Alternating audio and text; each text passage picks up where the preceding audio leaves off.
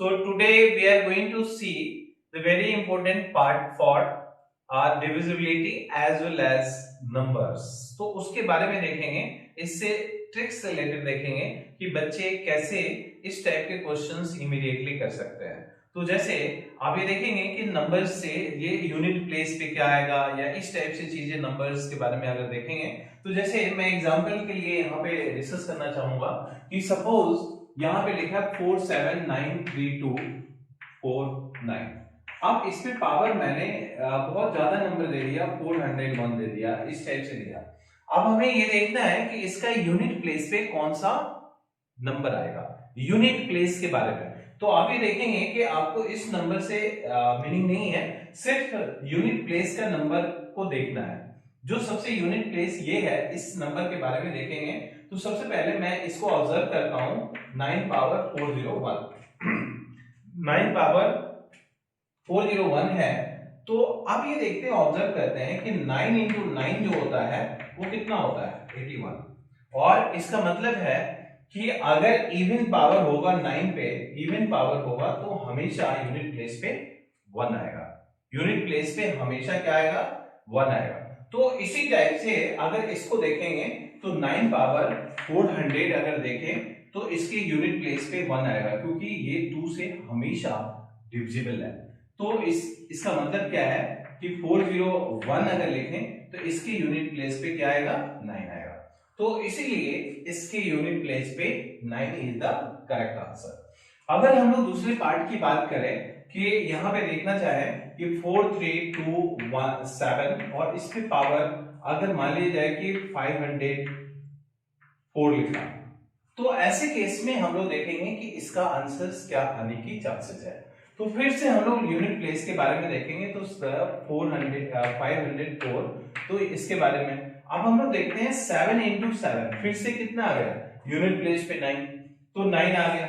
और 9 तो 7 इंटू 7, तो ये इसका मतलब 9 इंटू 9 फिर से यूनिट प्लेस पे यहाँ पे 1 आ गया। यूनिट प्लेस, यहाँ पे यूनिट प्लेस कहेंगे 1, तो इसका मतलब 7 पावर 4 जो है जिसका यूनिट प्लेस क्या है, 1 है। अगर ये देखें तो ये क्या, ये 4 से डिविजिबल है।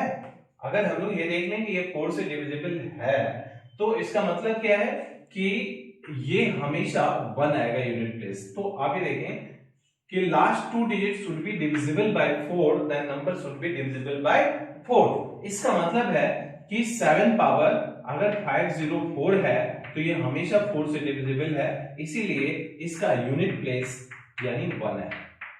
अब हम लोग अगर देखना चाहें 7 के केस में ऐसे कर सकते हैं और एज वेल एज 9 के केस में देखा।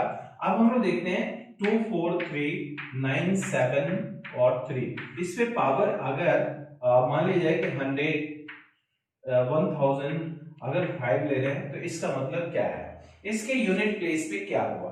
तो यूनिट प्लेस फिर हम लोग लास्ट डिजिट के बारे में देखेंगे तो 1005, तो ये ऐसा देखा। अब यहाँ पे फिर से यहाँ पे रिकॉग्नाइज करते हैं कि 3 इंटू 3 9 होता है, फिर 3 इंटू 3 फिर से 9 आ जाएगा। तो इसका मतलब 3 पावर 4 में यूनिट प्लेस 1 आ जाएगा, यूनिट प्लेस अगेन 1। अब हम लोग देखते हैं कि क्या ये 4 से डिविजिबल होगा, नहीं, क्योंकि ये लास्ट में क्या है, 5 है, ये 4 से डिविजिबल नहीं है। लेकिन जो डिविजिबल होगा वो इस टाइप से हम लोग लिख सकते हैं 4 इंटू 3, तो यहाँ पे ये डिविजिबल है, तो यहाँ 1 है, तो यहाँ पे क्या है, यूनिट प्लेस पे 1 आएगा और यहाँ पे 3। So now we can write the unit place पे क्या आ गया, 3 आ गया। तो ये यूनिट प्लेस से रिलेटेड है। अगर हम लोग देखें कि 5 के बारे में देखें कि 5 इंटू 5 पावर अगर मान लिया जाए कि 509 है, तो ऐसे केस में क्या है, तो ऐसे केस में हमेशा आंसर 5 ही होता है इसका यूनिट प्लेस। तो इसके केस में आपको देखना है कि always you can write it unit place यानी 5। अगर 6 के बारे में देखें तो 6 के बारे में भी 5000 अगर 9 लिखें तो हमेशा यूनिट प्लेस पे 6 ही आएगा, क्योंकि 6 इंटू 6 36 अगेन 6, तो 36 6 6 ही आते जाएगा, इसलिए यूनिट प्लेस पे इसके बारे में और इसके बारे में आप सेम लिख सकते हैं। इसके बाद 2 के बारे में अगर देखें तो ये चेंजेस होगा। 4 अगर हम लोग देखें कि 2 पावर 1 होता है तो यूनिट प्लेस पे 2, 2 पावर 2 होता है तो यूनिट प्लेस पे 4, 2 पावर 3 होता है तो यूनिट प्लेस पे आपके 8 आ जाएंगे। और 2 पावर 4 लेंगे तो 6 आएगा, और फिर 2 पावर अगर 5 लेंगे तो फिर से 2 आ जाएगा। तो ये रिपीट कर जाएगा, फिर से रिपीट कर जाएगा।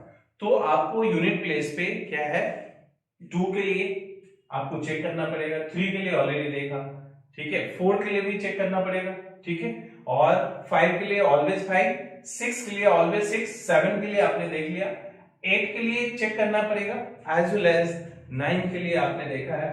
तो ये इस टाइप से हम लोग यूनिट प्लेसेस के बारे में डिस्कस कर सकते हैं।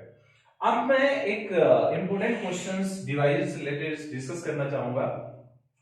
अगर ये देखें कि 60 में कितने डिवाइजर्स होते हैं, सो हाउ मेनी डिवाइजर्स इन 60, तो ये बताना है कितना डिवाइजर हुआ। तो आप लिखेंगे तो 1 2 3 4 5